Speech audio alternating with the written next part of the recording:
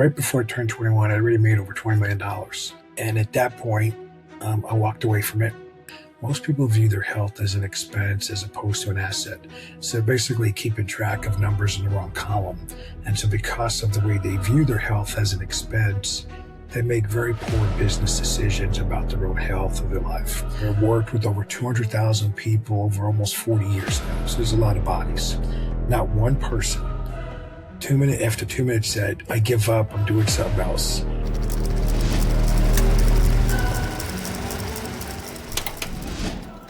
All right, we have a special guest on the Michael James Way today. Welcome. This individual is an extremely intelligent man. I have gotten to know him through my girlfriend, and all the stories, all the things that he has accomplished, impeccable. This man has a heart for helping people with cancer, and not only that, has got a deep background in athletic and performance and a wealth of knowledge. Dr. Tom, welcome to the Michael James Way. What a pleasure to have you on. Thank you so much for being here. Oh, thank you, Michael, for the opportunity. I'm really excited. Yeah, absolutely. So a lot to unpack here. Let's go back to when you were a teenager, or maybe even before you were a teenager, when you were ready to go into medical school.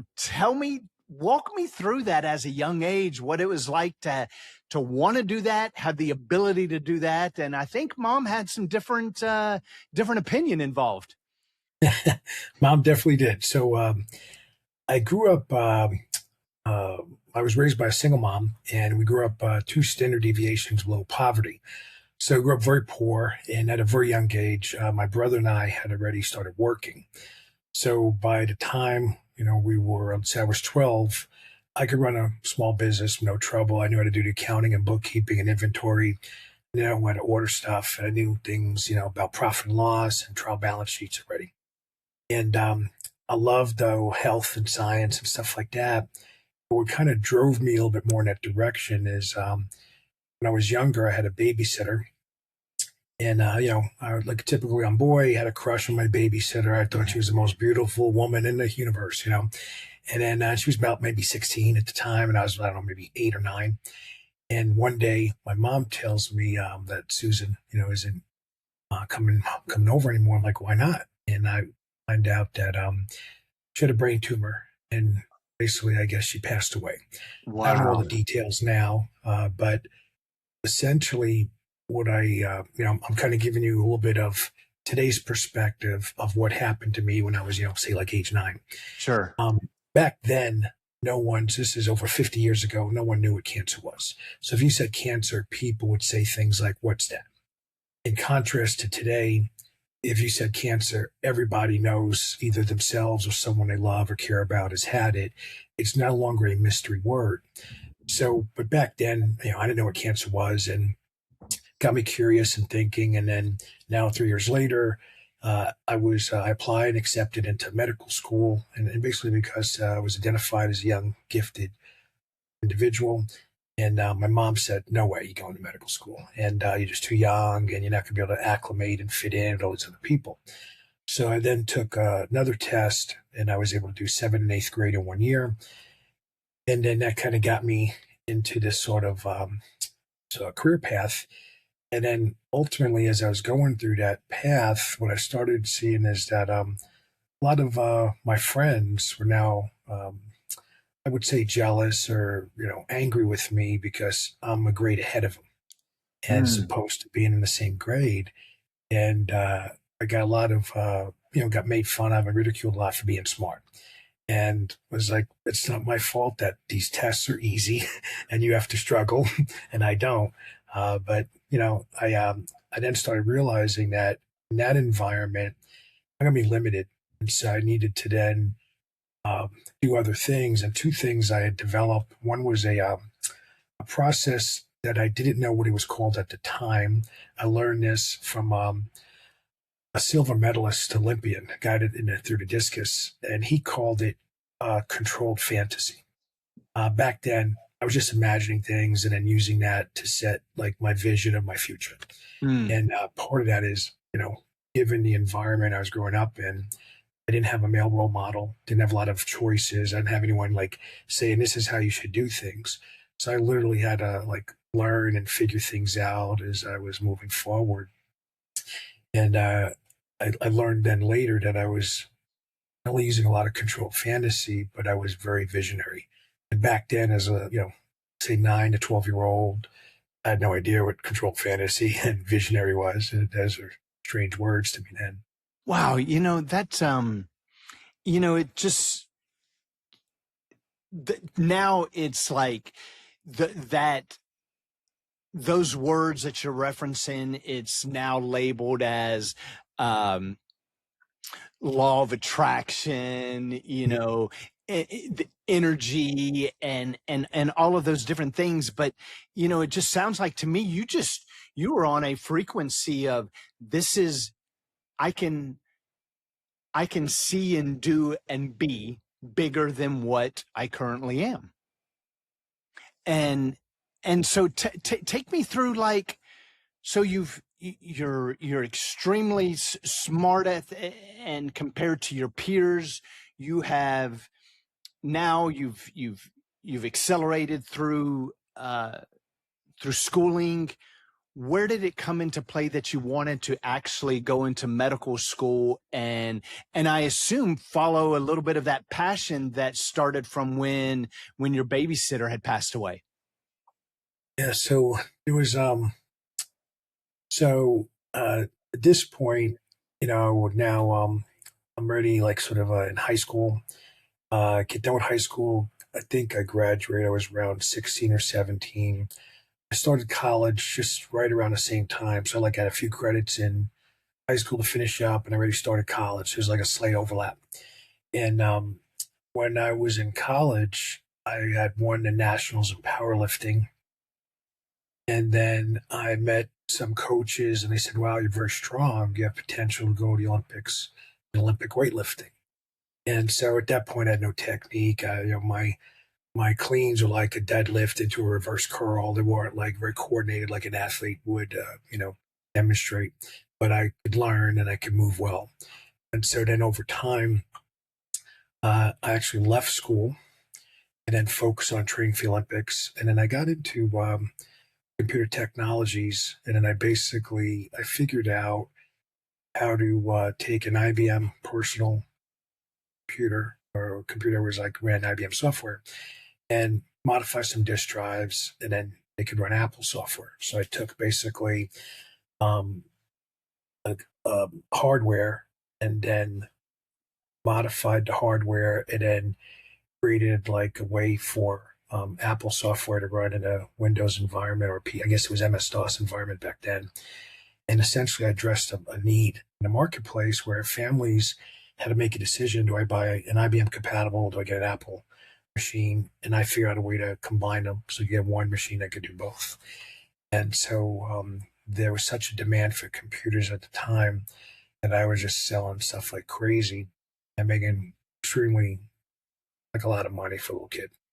And then from there, my coaches then said, look, you can't just be a dumb jock.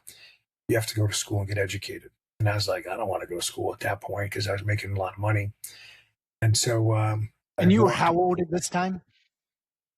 Sorry, did you say something? Yeah. How old were you at this time? I would have been between 17 and 19. Wow. Okay. Yeah. So right before I turned 21, I already made over $20 million. So wow. I went from, 2 standard deviations below poverty to, making, at least average to go way above average and then making way more money than most people ever see. And at that point, I walked away from it and go back to making no money. So most people would say I'm not that smart based on that decision. And so, right. But I realized I can always make money. I'm never gonna, I'm not gonna always be young and strong, right? You don't see, 70-year-old men in Olympic weightlifting for a reason, right? Because it's a young man's game. Sure. And you got to be young and explosive, and it's hard to have that when you're older. So when I went to school, I was fortunate enough. I went to Penn State, and at Penn State, I happened to meet some of the brightest minds in the world at that time in exercise science. And I I quickly realized that I was the dumbest guy in the room. Mm. And I didn't like that position at all. I was very competitive in every area of my life. And so I started studying under guys that had very significant accomplishments in protein metabolism, and skeletal muscle hypertrophy, and strength development. So I got a chance to study under some of the brightest minds from different countries around the world through an independent study process that Penn State had. So I could like test out of a course. I still need to make some credits. And so then I would say I'll create a study, or like a project under this guy that's the expert in protein metabolism. And then I would do the same thing with carbohydrate and lipid. And so I got a chance to study under some really bright guys from all over the United States and from other countries. And from all this exposure, I started realizing that, the way I would solve a problem was probably not the best way. And so I developed this sort of questionnaire scenario where, as I would meet bright people, I would just ask them, or I would lead off rather, I see it this way. How do you see it? And almost every single time, they would tell me something I never once considered. Mm. And what I realized then is the way that I could grow is not by always trying to think it all the way through myself, but by talking to others and just understand how they approached solving certain problems. And as time went on, I had the ability to utilize all these different approaches where most people would just use their one singular approach. Sure. And that helped me, sort of gain information more quickly. And then that led to me going to University of Miami. And while I was there, I was accepted into the MD PhD program. So now I'm in medical school, for real. And I did not fill out an application. I didn't take an MCAT. I just brought in a $10 million grant. So I realized very early on, if you want to make anyone like you, if you want to get anything you want, just make that person more money or that company more money. So you write $10 million grants, universities love you. And so that's Wow. basically what happened. And That's one way to manipulate the system, right? yeah, I mean, it's perfectly, it's how the game is played at the highest level. You have, the reason why you have so many scientists achieving what they achieve. They bring in the most money, so they get to dictate terms. Because if they leave, the money goes with them to the other universities. Wow. So you wrote some grants or brought them with you, and that's how you got into medical school. You didn't qualify necessarily by a testing. Not at that point. No, I didn't Yeah. take an MCAT, and I didn't even fill out an application. Wow. Wow, that's impressive.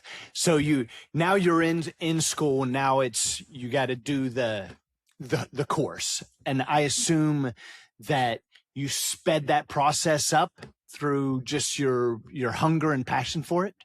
Yeah, I was able to get through like 7 years of academic coursework in about 3 years. I was doing things like, 24 credits a semester, even taking 16 credits during summertime so I could really, accelerate the rate there.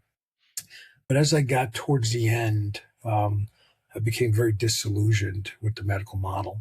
Mm. And then at that point, I already started a company. The company's doing very well. And I decided I could just hire physicians. There's no reason for me to become a physician.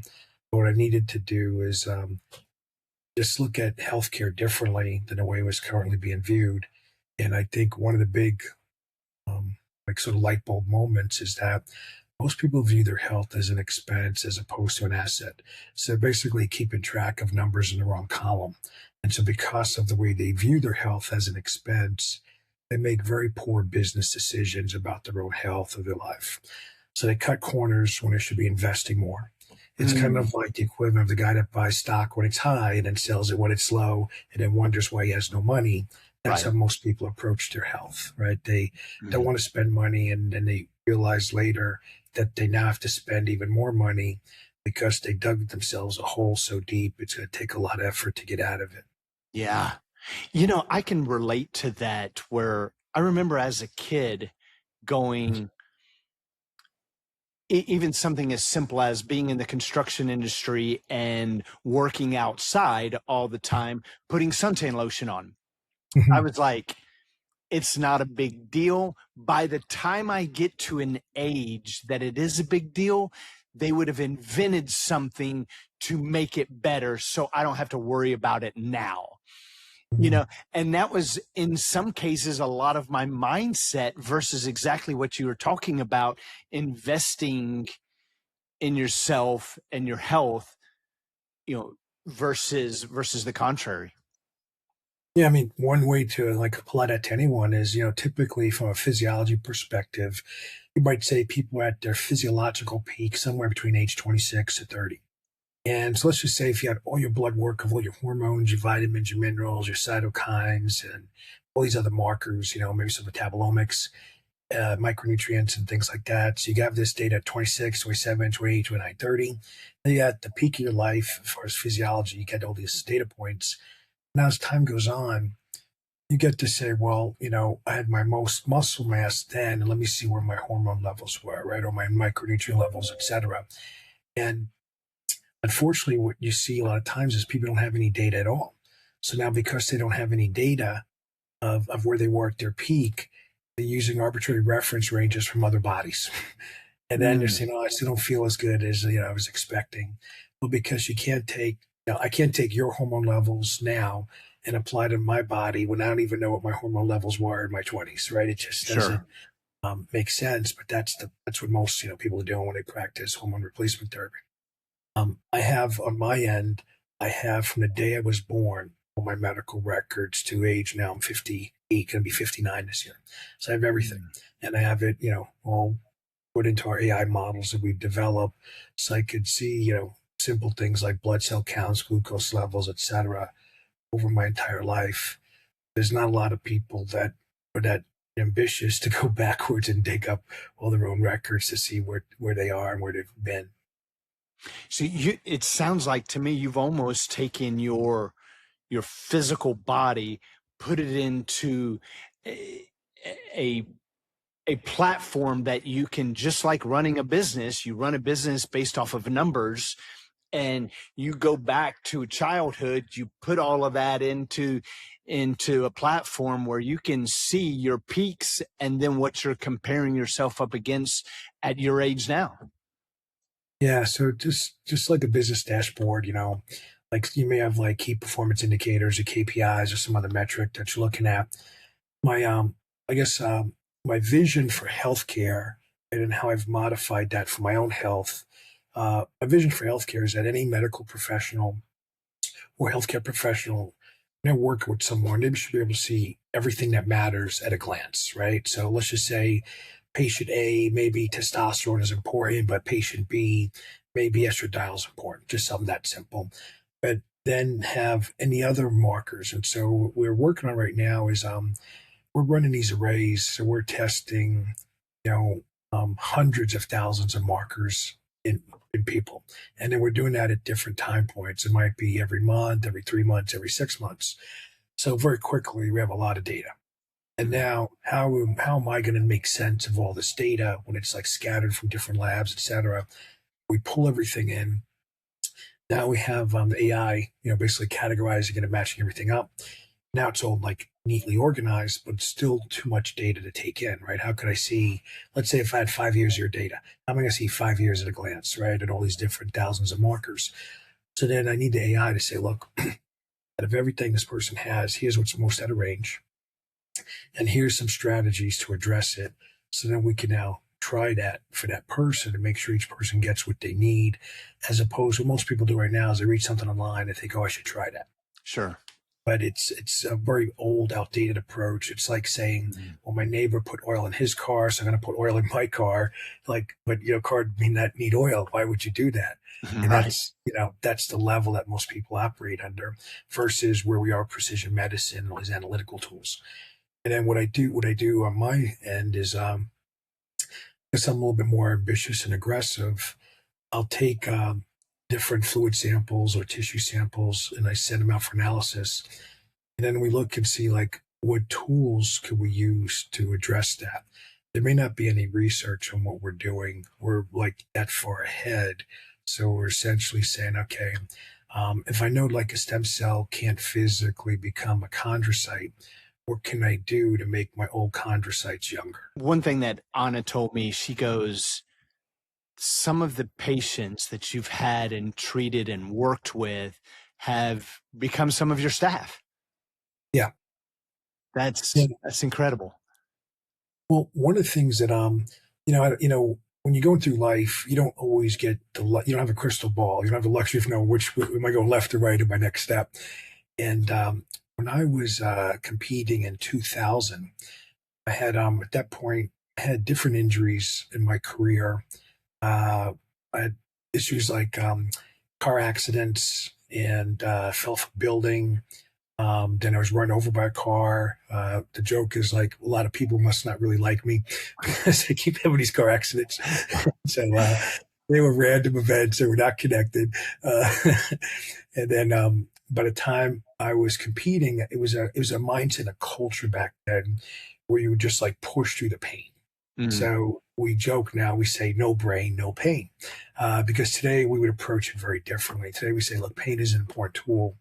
You don't ignore it. You actually use that to make sure you've improved what's going on. But back then, like the medical philosophies at the time, if you went to your physician, you say, Doc, it hurts when I raise my arm, they would say, okay, don't raise your arm anymore. And, what would happen then is you would lose function and you lose strength and get weaker. Well, that's not conducive to anyone's goals. No one says, let me get weaker. That just doesn't make sense. But at the time, they didn't understand the nervous system that well. Whereas today, we would do things very differently. And I think what we've learned, just on the science side and what I learned from my practical experience, I had an injury that ultimately led to me being in a wheelchair and then being on crutches. And at different stages of my life, I actually experienced like partial paralysis. So I feel mm. that was that point where I couldn't stand or I couldn't take a step. And then, the inflammation or the damage of time would be addressed, and I would be able to start walking again and doing more functional things. So anyone that's lived it and felt it. So imagine if you saw me from the outside, at that point, I had a lot more muscle. So you would saw a strong, muscular guy, and he says he's in pain, he can't move. You would think I'm crazy, right? Because from your vision, you don't see any damage, you can't see anything wrong. Right. But for me internally, it was hurting so bad I couldn't move, couldn't like even move a finger. And over the years, I would meet people that had similar. They would see docs, and docs say, "Oh, I'm going to refer you to a psychiatrist because I can't find anything wrong." It was that the physicians did not know what to measure, so Mm. because they couldn't run the right tests, they couldn't really discover what was holding this person back. And so now when patients come here and they meet me and they see I'm a little crazy and they see that I'm a little different. And, I'm the kind of guy people love to make fun of, but like in a fun way, not in like a negative way. And then we clown around. My vision was that, if you saw the movie Patch Adams with Robin Williams and like people painting with chickens and doing, silly hokey things, but they're all getting healed. They're all getting better. My Mm. vision is that, people should want to come to the healthcare center because they know they're going to get results and they're going to feel much better. Instead, no one says, let me go to that hospital. Nobody thinks like that anymore, right? Because they see it as like a roach motel where you go in and you're probably not coming back out. So they want to avoid healthcare as opposed to, being more interested in engaging with healthcare. And so because of my own, personal journey, I've been able to better understand, the challenges different patients have had, and then help them figure out how do we solve this problem permanently. That's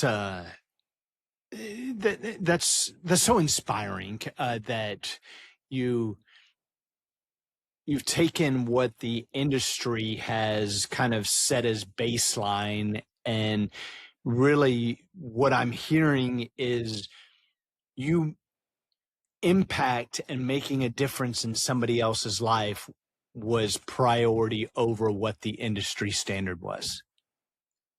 For sure, even people that know me very closely, over the years, what they've noticed is my mentors, very, very brilliant people, and many of them were athletes, and over time, they became very unhealthy. And when I came into, let's say, different academic programs, and I could see these like, physically capable people all of a sudden becoming more and more physically impaired. Or let's say going from a lean body, now they have diabetes, right? Or some other that they look great and now they have, heart disease or cancer or something. We would always say, oh, I'm not going to let that happen to me. But we didn't realize is that at that point, all of those professionals were so engaged with helping their patients that they put their own health second or third or fourth or whatever, where it was in the totem pole. And then now here I am being educated in that model, like the patient's first, if you will. So today that's resulted in, we have these amazing outcomes, and we have people from 90 different countries flying in, doing all these, wonderful things. But that has superseded my own concerns for my own health. And it didn't occur to me like maybe more recently, like, hey, I'm going down the same path that all my mentors did that I said I would never go down. Sure. And so I think part of that is, we all have different levels of empathy or concern or caring for others. And, imagine like a parent with their kids and you see your kids suffer. You don't think of your own health at that point. You think about your child's health. Right. If mom and dad are struggling, you don't say, oh, me first. You say, let me help my mom and dad. Sure. So, it's tough to find a place for our own health sometimes because we have a real life. We have all these other people we care about and we're trying to help, others. And then typically it's like, if you're not suffering too much, you put your own health stuff further down to help others. And then by the time you get around to helping yourself, it's like things have gotten a lot worse. Sure. So what I've done is my partner and I have made commitments to each other that we will each prioritize our own health and help each other do a better job of prioritizing, her health or my health for themselves. And then we make silly games out of it. And so far it's been working real well because I've completely transformed my life. I've made sure that I've got stuff blocked off on the calendar. So that's my time that I'm going to do what I need to do for my own health. And then as a result of that, what I found is it's helped me do an even better job with my patients because I'm faster. I can think more clearly. I can move faster, things like that. That's really interesting.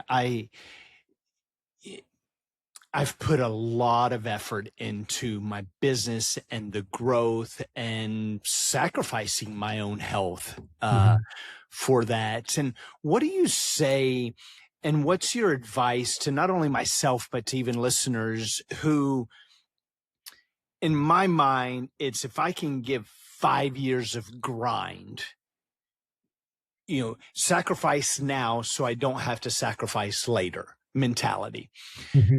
And what I've seen is that 5 years is gone, stretched to 6 years, stretched to 7 years, stretched to, is there an end to that stretch? Is my mindset just one of, the $100 million goal, but as soon as I hit the $100 million goal, then it shifts to $200 million.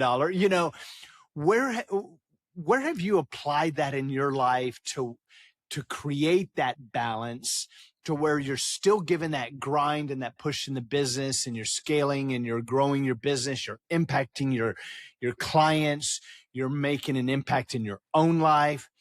How have you balanced all of that? So I would say early on, I didn't have any balance at all. I was kind of like whatever I did, I was all in, right? So if I had time with my family, I'm engaged there. If I had time with, work, I was engaged there. But I would essentially approach it like I'm going to stay until the job is done kind of it. So I didn't have like, a 9 to 5 schedule. I might have a 32-hour schedule of nonstop work, and then I may have a 48-hour schedule with my family, so I would have chunks of time. And that strategy, I would say it worked little, but it's a lot of sacrifice, my health, my sleep, lost muscle, gained fat, and all these other, things that, let's say, going in the wrong direction. So what I learned is that consistency has a lot of value. And it doesn't have to be, I came from an athletic world where we're training 6 to 8 hours a day. So that's a full-time job, in many cases. And now, I'm say an entrepreneur, you can't train 8 hours a day and still do all the other things you want to do. Um, at least unless maybe you had like a lot of staff that could delegate stuff to. So what I started looking at is, okay, what's more efficient ways I could achieve health goals? And so simple things like making sure you start your day with some movement. And your movement doesn't have to be like a 2 hour workout. It could literally be something like assess yourself and see what your biggest weak links are. So let's just say like the stereotypes, like most guys are strong, but they're not as flexible or mobile. Most women are flexible and mobile, they're not as strong. So simply as just like having any person work on their weak link. And then let's say you got 5 minutes in the morning, and then you repeat that, say 6 or 7 more times throughout your day. So think of like little snacks of like 5 minutes here and there. So at the end of the day, it's maybe 35 minutes, but it's something you could sneak in between cases, appointments, not getting super sweaty. But because it's a weak link that you're addressing, eliminating, your overall progress, your overall health moves forward pretty good. And then for the days, let's say that you have blocked off in the calendar for exercising, we've kind of moved away from doing long duration cardio, unless you were competing as a distance athlete. For most people, there's better ways of undergoing fitness and conditioning. And then if you're following, let's say, these newer models where it's like maybe a 12-minute workout, things like that, you could really improve fitness and not have to spend, hours a day trying to reclaim it. And then now there's things like, so we have between vibration platforms, electromagnetic energy, and different light therapy devices and radio frequency devices. The way I set up my world, so if you can tell behind me, I have probably over $100 million worth of gadgets between my house, my office. So if I'm sitting or standing, I'm doing therapy. So it's kind of like I pair things so that way, like on a podcast call right now, I've got the machines running because the background noise and all that. But normally, if I was just say working here and analyzing data, I'd have a magnetic energy field, I'd have some electrical stimulation, some red light. So my thinking is I could do 3 or 4 things at the same time, and it's not costing me more time. Sure. And now I've got everything, done in my, let's say, 9 to 5 schedule. I got more free time after work to hang out with friends, family, and do things like that. Right. Yeah. That's so interesting. I have a similar mindset of always doing 2 to 3 things at a time, and not something that juggling, plates and, in that level. But I remember as a kid, my dad was a former Marine, and he would always get on to me of, I'm going to throw something in the trash, but I step over trash going to throw something in the trash. And he's like, pick up the trash on your way, Mm-hmm. And Sure. so as I've done business, and it's always like, what can I be doing on the way? What can I add to just, I'm already doing it, just like what you're saying with what you're doing right now. Not only are you having the podcast, but there's more stuff going on.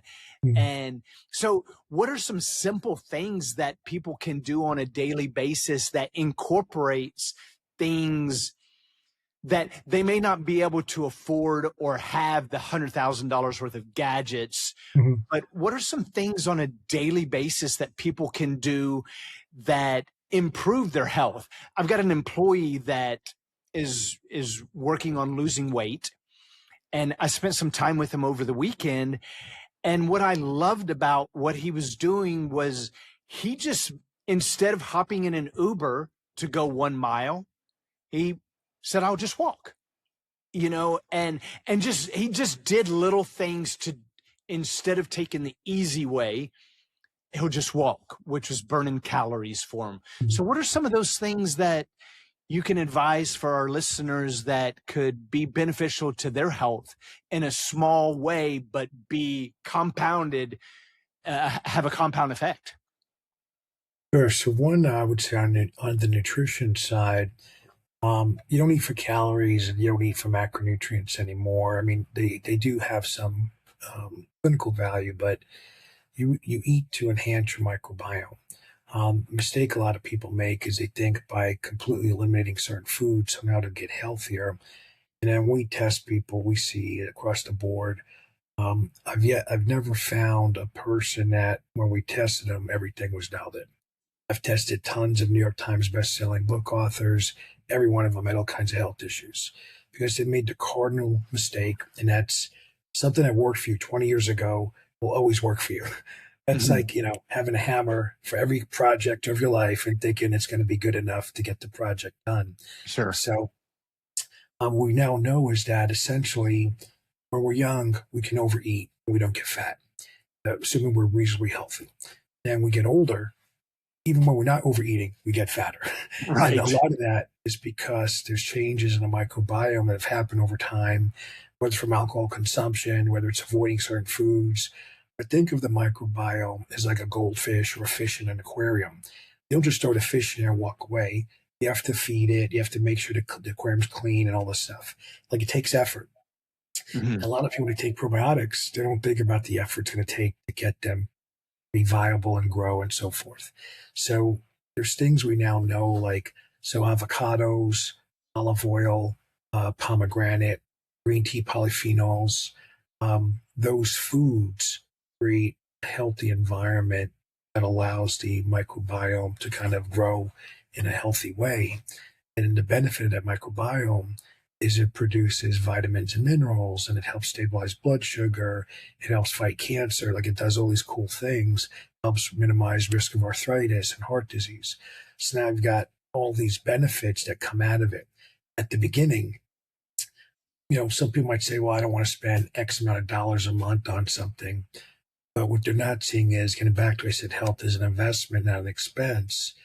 It's all the stuff it's preventing later on. It's no Mhm. different than putting, if you put $100 in a bank account that paid you 10% of your interest, now you're just watching it compound over the years. And then pretty soon you have a lot more than $100. It's a similar kind of process that doing things that get you healthier there now minimizes the amount of time that you need to exercise. It minimizes the need for anti-inflammatory medications and seeing a doctor because you have pain or other issues. But initially it's not so obvious what it's going to do. And then um, other things that could really benefit people is to make sure that their sleep environment is healthy for them to sleep and get into a deep sleep because getting into a deeper sleep means you get rid of more inflammation, that you wake up sharper and more alert the next morning. And then to standardize, their exercising and ideally exercising something like, making sure there's some light or gentle movement after eating. So it helps to get rid of the excess calories. And then having something each day to do that, addresses a weak link that results in, it doesn't have to be super hard. Like these could be pretty gentle strategies, but they result in, ridiculous benefits later on. Mm. So you don't feel like having to do these hour-long workouts, not that those aren't beneficial by any means, but just doing something consistently, even if it's multiple times throughout the day after you eat, working on or eating some of those things to help with those microbiomes, those things will actually, by doing those things on a regular basis, will help decrease the amount of time that you would have to exercise. Yeah. So an example would be, I think, let's see. So let's just say something like, okay, 10 body weight squats. Okay. Not a lot of load, just your body weight. But if you did that, let's say throughout your day, every hour, you just took a moment, did 10 body weight squats. Mm. Over time, so let's just say 8 hour day, and let's just say you did one at the beginning, one at the end. So you got, let's say, 7 to 9 sets of back squats in. but, with no weight, just body weight. Do that every day. One, it's going to maintain your mobility in your joints. Two, helps with balance and, flexibility and strength. And then over time, you see that it has a more significant impact on blood sugar levels and adiposity. So it keeps you leaner because it's improving your metabolism versus doing 7 sets of squats in the morning or something like that. So there's some cumulative benefits of doing small amounts throughout the day to keep your metabolism elevated, but also to counter some of the consequences that we used to say were from aging. We now know it's from lack of movement. Mm. That's really interesting, which, doing that throughout the day, you hardly even miss that time. It takes you, what, 10 seconds to do 7 or 8 body squats, and you do that 7 or 8 times a day. But then to your point, the compound effect of doing that is just almost exponential. Yeah, 'cause it does things like it helps prevent stiffness in the body from happening. It helps prevent, like, one side getting maybe too tight versus the other side. And it's there are 80-year-old men that could deadlift 500 pounds. And if you look, though, on average, there's a lot of 80-year-old men in wheelchairs or they're using walkers because they're too frail. And one of the reasons for that is, some guys continue to use their body as they got older, and other guys stop using their body as they got older. So if you don't use it, you lose it. Yeah. I going back several years of my life when I was heavily involved in cycling and racing every weekend, doing long endurance rides, riding my bicycle across the United States 2 different times. My resting heart rate back then was in the 30s. I mean, it was just so efficient. Now it's probably in the 60s. But, I miss that efficiency and that level of health. But to maintain that, I was putting so many hours, Mm-hmm. which at one point back in 2009, I made that shift to go, you know what? I don't want to put that level of intensity into cycling anymore. I want to put that level of intensity into growing and scaling the business. Kind of what you said earlier about 100% into what you were doing. Mm-hmm. The downside to that is my resting heart rate isn't at 30 anymore. It's at 60. And as I've aged, I can gain 5 pounds over the weekend. Also I can do without breakfast, for 5 days in a row and lose that 5 pounds very quickly as well. But I miss those super healthy days where I just felt so good. What would be your recommendation where I'm not necessarily looking to go back to a resting heart rate at 30, or in the 30s, but what are some things that I can do that I don't have to spend hours and hours and hours on a bicycle again? Sure. Well, some simple things would be like, starting the day with, what, like what a plank is. We just hold like the top of a push-up position. Yeah. So then you could think of it. So old school approach would, like, you hold the plank and you work up to 2 minutes. Right. But now what we've done is we've taken a plank, we made it dynamic. So an example would be, if you go in, like, say, plank where you're like a front plank where your arms extended, when you're in a sort of a push-up position, you could just alternate raising your legs. So it's not like you're just holding, but you're actually moving. Mm-hmm. You could do another version where you come down, you're not touching the floor, but you're really close, something like the bottom of a push-up. Sure.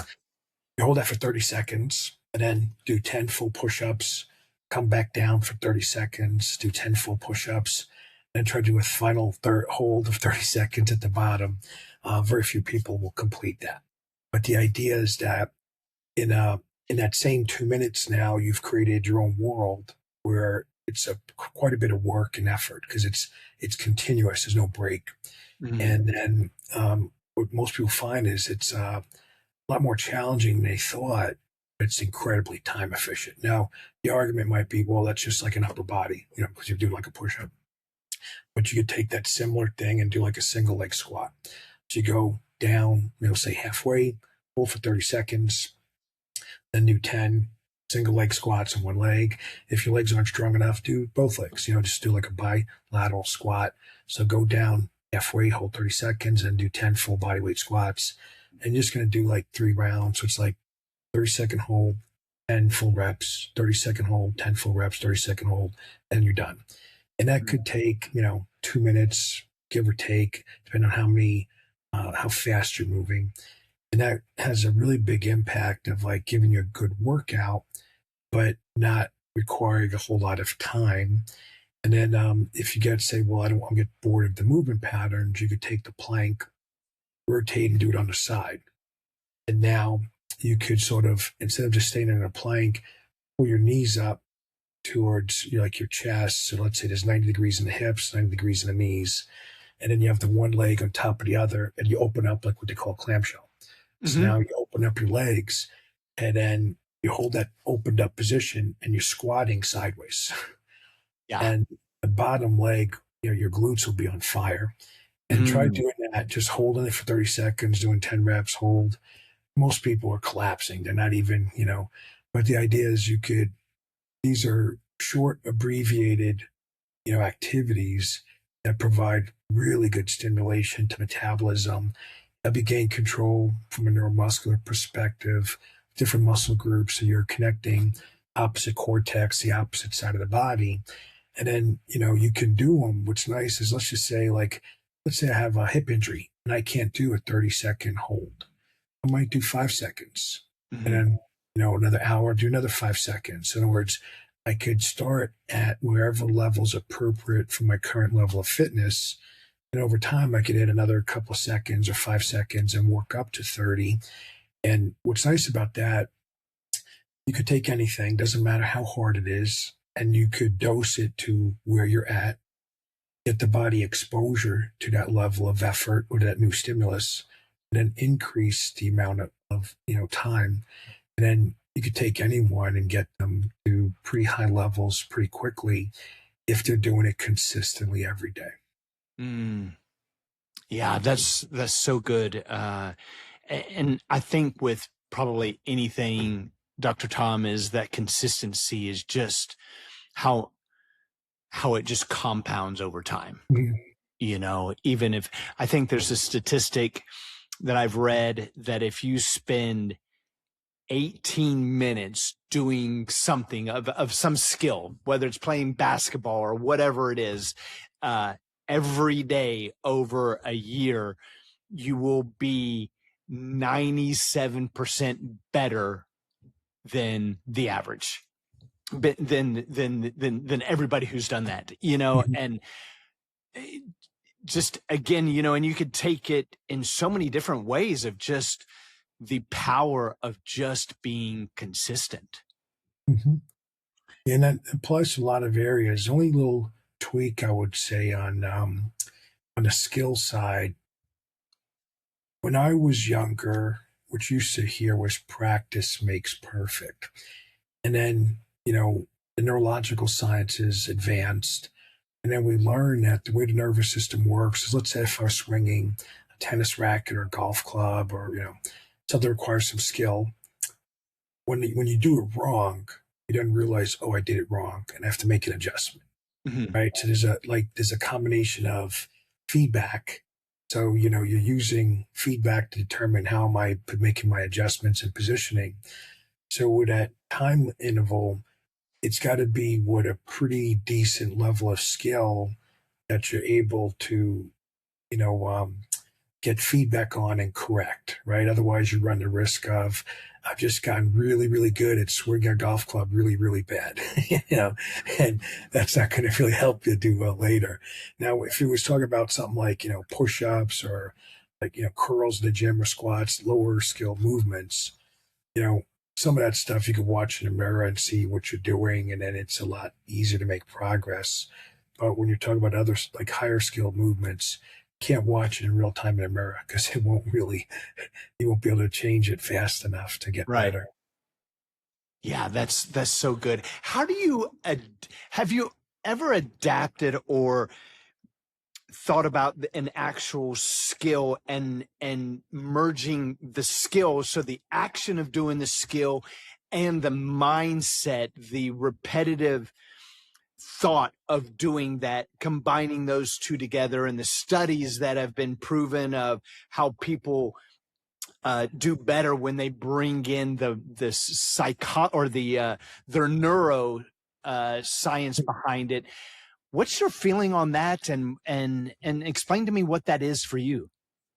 Well, back in the 80s when I was training in Olympic weightlifting, mental imagery, autogenic training, all these different concepts are really becoming, like, say, more common. And our head coach at the time was Leo Totten, and Leo was incredible athlete. He was Olympian and did really well.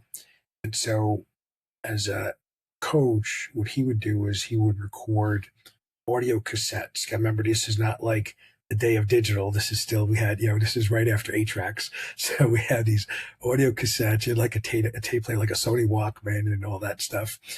And so he would record his voice and sort of like, so you would basically close your eyes, you're laid down like on a cot or a bed or something on a floor, and you're imagining yourself like doing a snatch or clean and jerk. Mm-hmm. And as he's walking you through this, it's kind of like you could smell the chalk, you could feel it on your fingertips. Mm. You grab the bar and you could feel the knurling and stuff like that. And then because we were training like 6 times a day back then and going to school and working, so we had a lot going on. And I can remember every athlete was just died to go to bed to sleep because we were probably massively overtrained. And I can remember that I would always play my tape at night before bed. Mm-hmm. And I try to find different times. I'd take a nap here and there throughout the day. And every time I would play it, people would tell me that in my sleep, I was making sounds like I was Olympic lifting, like I was doing a snatch or clean and jerk. And because I was sleeping, I don't know what would happen when I was sleeping. I didn't believe them most of the time. I just saw they're making fun of me. And then one day I was laying in bed and I was at the top of a bunk bed and this tape was playing and I'm sleeping, and all of a sudden, I, in my dreams, I guess, I don't know, I'm doing a snatch, and as I exploded and extended, I popped up off the bed and I hit my head against the ceiling and it bounced off the top bunk onto the floor. So I had like a little mark under my eye. And so I was trying to explain to my workout partners like what happened. Like, nah, someone beat you up. And I was like, no, Yeah. they didn't beat me up. I fell off the bed. And it was kind of hard for people to accept that I was just doing mental imagery training and jerked so hard off the bed that I fell. But That's so funny. at the time, the thought was combine the mental imagery training with the physical training and get better results. Mm.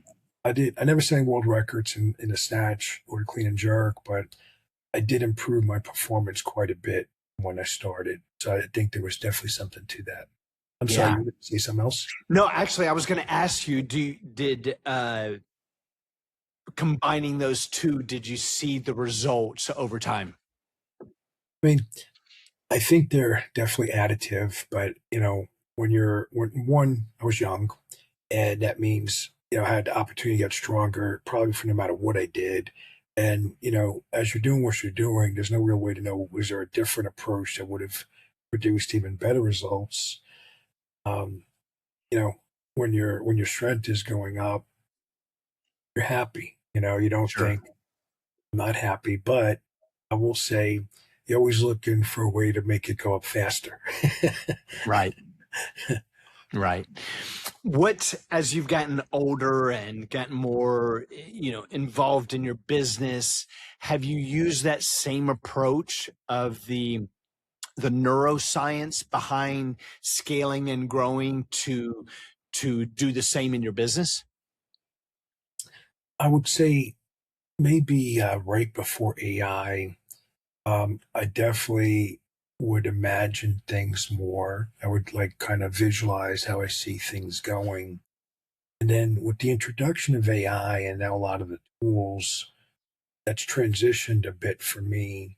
So, as an example, like let's say in the past, I might imagine looking through a data set on a patient and then seeing where it's going to go. Versus now, I can have an AI agent analyzing the data, compiling the report, and while it's running that report, and it may take 6 to 14 hours, depending on how much data we're analyzing and what we're trying to produce. But now I could use that time to spend with my family, that time to Mm, do. I kind of follow like this philosophy of like, let's say a third of time and money I would spend on, let's say, the business. And then, so it's things like growing the business, investing in the business, maybe even supplies for business. Let's just say very business focused as it is. And then a third of the time, maybe something for myself, my family, but let's say anything but business. And then another third of the time, helping others. So it's mm, kind of like my balance overall. And then the third one, helping others, it's kind of very open ended, but it'll be things like I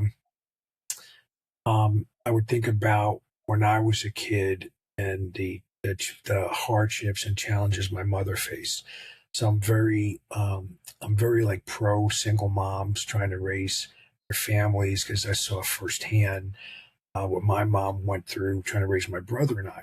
And mhm. so I would do things like I would create like these fun no budget days where we would take kids to Universal Studios with their moms or uh, some other studio, but just like for the rides for the kids to go on. And then, I would talk with the moms ahead of time to make sure like everybody was comfortable with everything. And then we go there and the kids would ask, can I have this t-shirt? And the mom could say yes to everything. So it was just That's like, awesome. well, it was just, we're not talking thousands of dollars. We're talking like hundreds of dollars here. Sure. But for that families or those families, it was like the kids like, oh my God, I could get like 3 t-shirts for the day kind of thing. Right. And, it allowed the family unit. So those children and their moms got a lot closer because they could do a fun experience and have to worry about the stress of money for that day. And for me, that's one of the biggest joys I get. I don't get a lot of pleasure in doing things for myself because I'm essentially very driven independently. If I want, I just do it, and if I can't afford it, I don't worry about it. So it's like Sure. very basic, but you get to a point like how much pleasure you get if you bought yourself a shirt now, right? It's probably Right. not going to change the world. But if I could buy a young child a shirt that they couldn't afford, that has a lot more fun and value for me. Yeah, that's amazing. I love the impact. Tell me a little bit about right now, it's becoming more and more popular that individuals are getting stem cells and specifically Muse stem cells and the golden bag. What is that for you? How are you incorporating that into your practice, and what are the benefits from it? So I spend quite a bit on my own health. One from the on the business side, I run all these tests. I get to see like what markers go up and down. So over the years, I've tested like tons of PRP products. I've tested tons of stem cell exosome products from different companies. And where I am right now is I'm using this cocktail of new cells and mesenchymal stem cells.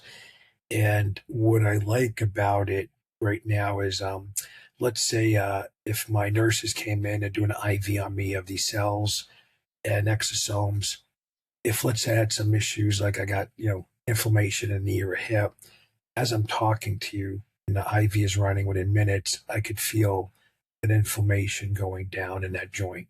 Um, Mm. there's ample evidence now these cells get around the body a lot faster than I originally thought.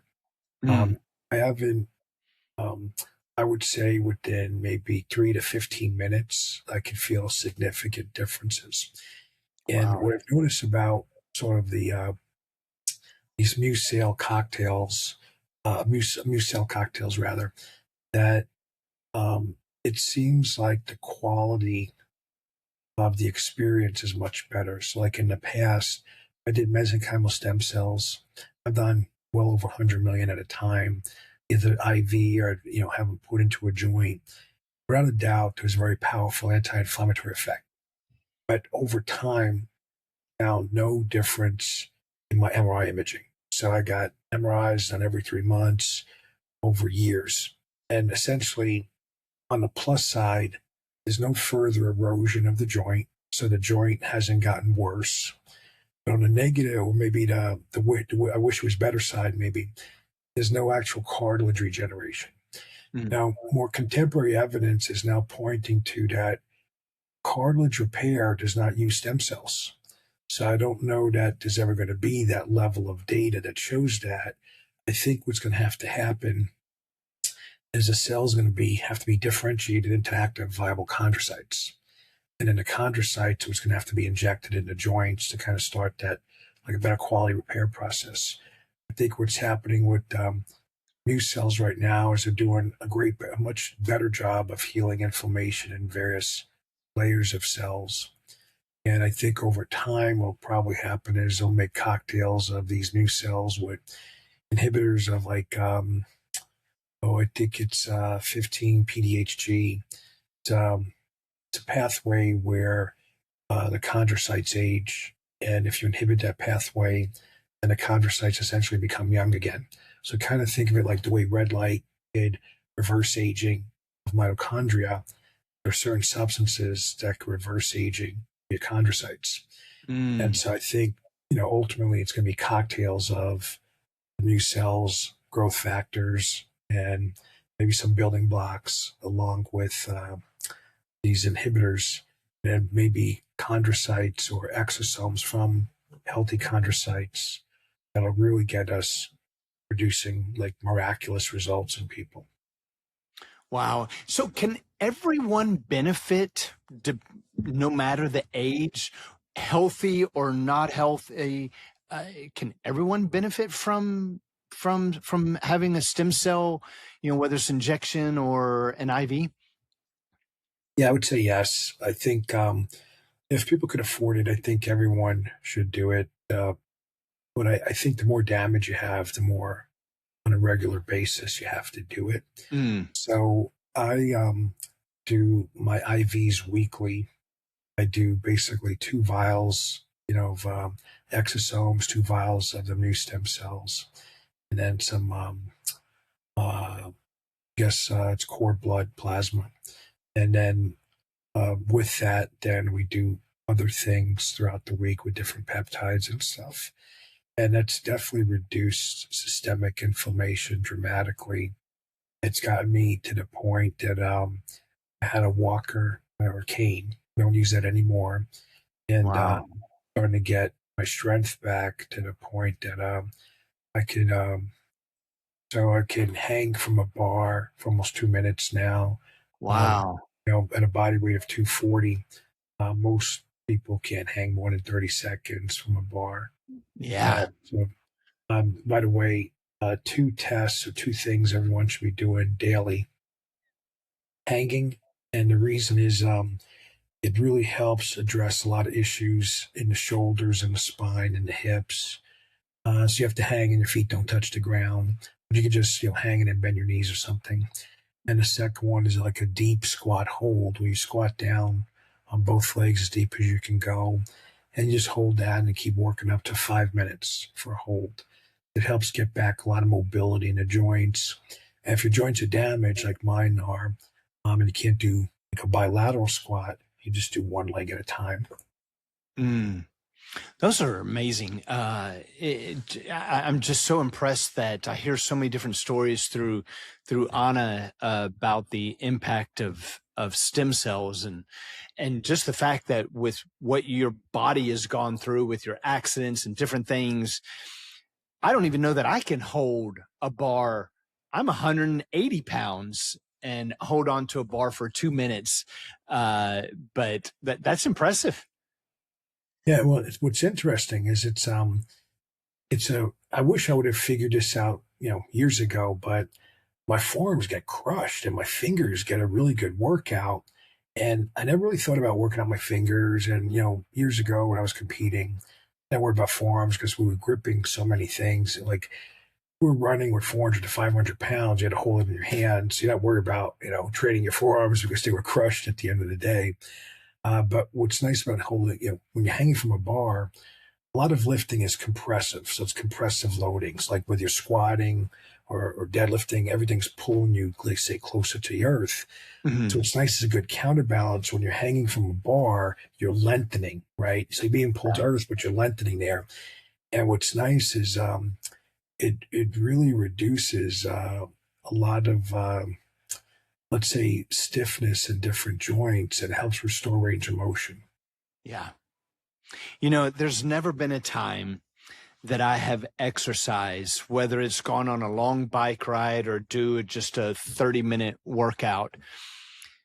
Almost every time was I didn't want to do it, but after I did it, I always felt better. Like there's never been a time that I didn't do an exercise and go, I wish I would have never done that, Mm-hmm. you know? I'm glad you brought that up because one of the challenges I have here is that so we see I think I mentioned earlier patients from 90 different countries now, and everybody kind of comes here and they have maybe whatever preconceived bias or notion they have.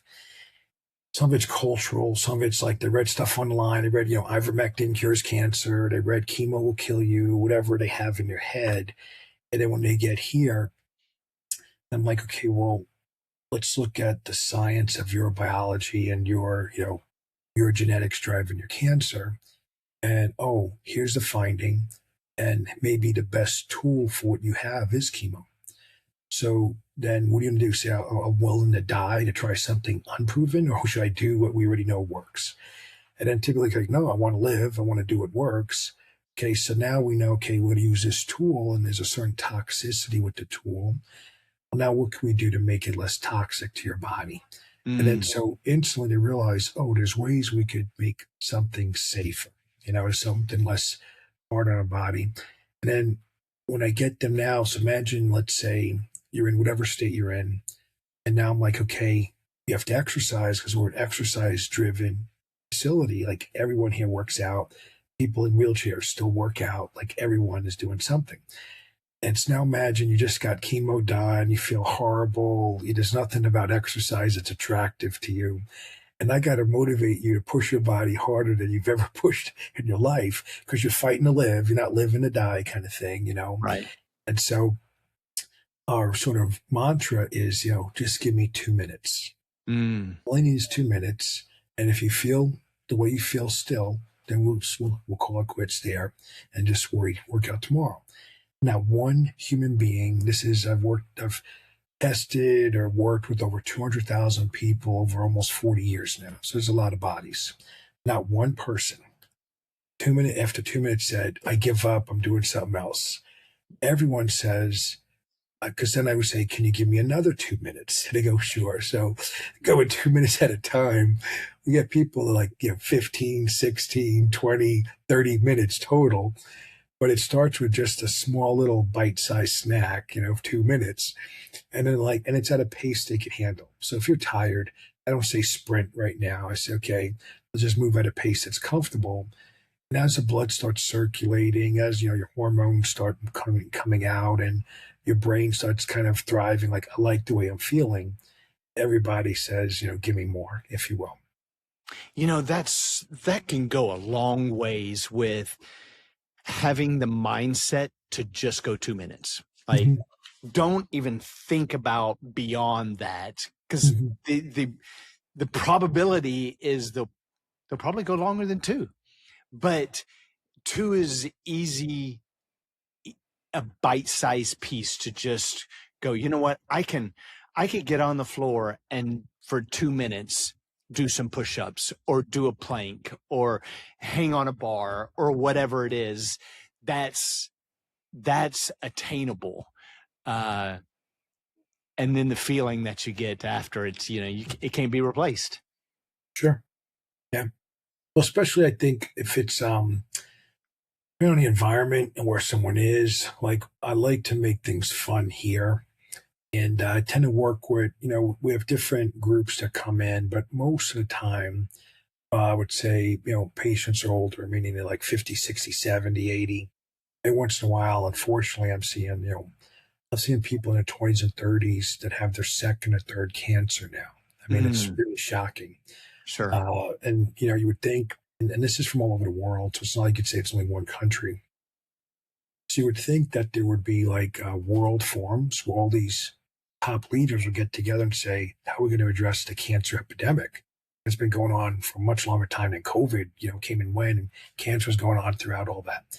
And you don't see that anywhere. Right? You don't see that level of attention given to it. But one of the things we like to do to make it more engaging and fun, we have group exercises. It's mostly like, think of it as like body weight training, for lack of a better description. We get a bunch of people from different countries, kind of in a circle, and they're facing each other. And sometimes they're paired up in partners. Sometimes it's like a group of 10 or 20 people in a circle, and then they have to do some exercises. And as they're doing like these, say like a split squat, like 1 foot forward, 1 foot back, and you're bending the back knee about an inch off the ground, and you have to hold it for 30 seconds. And while you're holding it, you have to do like these rotational motions with like a long stick. So it's working on balance and sort of awareness and things like that of your body. And have to look their, workout partner in the eyes and say, you look marvelous in their best impression of Billy Crystal, his voice. So, and it's just silly, right? But, it Sure. gets people laughing because people from different countries, different accents, and it's all, it creates now sort of like a camaraderie that we could have fun and get healthy while we're fighting cancer. And Mm, then, it's kind of leveraging like anytime someone's diagnosed with cancer, it has like this like dismal, dark cloud of energy that's now kind of over your head everywhere you go.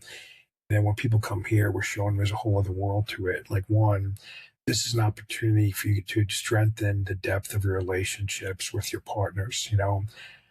Who's going to, how do you know someone really loves you? Because when you're told you're going to die and this person's holding your hand every step of the way, there's not a lot of things that provide more direct evidence of love than that. sure. And when they're going with you to all your appointments and, standing by your side, that's a chance to really develop your relationship to a whole nother level. So Mm, in order to foster that here, when a patient comes here, they're allowed to bring their partner with them, and the partner can do a lot of stuff for no charge. So that way, wow. it's part of like the leveraging the community concept that, like imagine, let's just say, like, someone has cancer, they're coming here and I'm talking about eating for the microbiome and why the microbiome is so important to fight cancer. And they go home and like the family's eating ice cream and potato chips and processed foods. That's a Mm, tough thing to kind of sure. navigate. Because if you come and say, don't eat this, eat that, you sound like the crazy person because all the healthy people around you are like, oh, I don't have cancer. It didn't affect me yet. So they're using like their own logic to justify their position. But then when they come here, we're doing educational events and we're showing them, here's the research, here's the data. And then they could see with their own eyes all these people that had stage 4 cancers, went to all these other institutions, cancer got worse, now they're here, their cancer's almost gone. Wow. And now is like a quick way to get upgraded in your knowledge base and then start looking at maybe cancer doesn't have to be that dark cloud over my head. Maybe it could be an opportunity to translate this into growth in all these other areas. That's amazing. And you're getting family members bought in. You're teaching family members the value of their own health, so many different other ways to impact a family member, not only the patient, but the people that they're around. Yeah. It's Yeah. amazing. When people get discharged from here, one of the things they usually say is, I'm so glad I came. And they always tell me and my staff, we're part of their family now. That's always like, it feels good, when someone says that to Absolutely. you. That's amazing. Well, Dr. Tom, how can people find you? And if they need some help, what can you do for them? So we can literally help anyone. And I mean that as clear as day. We've taken people that were on hospice that, let's just say, all the experts agree nothing could be done. And we've said, look, even when all the experts agree nothing could be done, we could still make sure you're not spending your last days on a bed waiting to die. You're going to be out dancing, going to be out food shopping, enjoying life. And, that's, I think, one thing right there that just let any of your listeners know there's always something that can be done. What that is, I'd have to see the individual, give them ideas. And then as far as how they can contact us, the website is just causenta.com. That's causenta.com. When you go to the webpage, there should be a link that says something like, let's get started. And on the next page, there's like 3 lanes, one for people with cancer, one for people with other medical conditions, and one for people that maybe don't have a medical condition, but they want to enhance their performance. We didn't get a chance to touch upon this, but a lot of what I'm doing with the cancer patients and other conditions today, it directly came from all my years of setting world records and working with all these NFL guys. I saw early on in my career that, if you were an NFL athlete and you go down in the field, you get an MRI along the sidelines, you get x-rays, like they have technologies to get you assessed, within an hour. Right. If you're a non-athlete, you're going to wait a month to get that MRI scheduled. Right. You're like, and I got nothing against athletes. I mean, a lot of my friends are still playing, but what is a concern to me is, how is it that someone has a very serious medical condition can't get help right away? And so I have a different way of seeing patients. I see them not as the same way that healthcare sees them in general. I see them as people that are looking to optimize their performance. So we're going to bring in all these different resources and get everything aligned so they get very quick results. Sure. That's awesome. Well, Dr. Tom, thank you so much for being on the podcast and all of this wealth of information. I will definitely encourage all our listeners to come and see you. I want to come out and see you. I want you. I'm in great health, and I feel like there's always still something I can do. So you definitely got to come out because there's some cool stuff I got here that'll blow your mind. I will talk to Anna, and we'll book a trip and come out and see you. Thanks for being on. Well, thank you so much.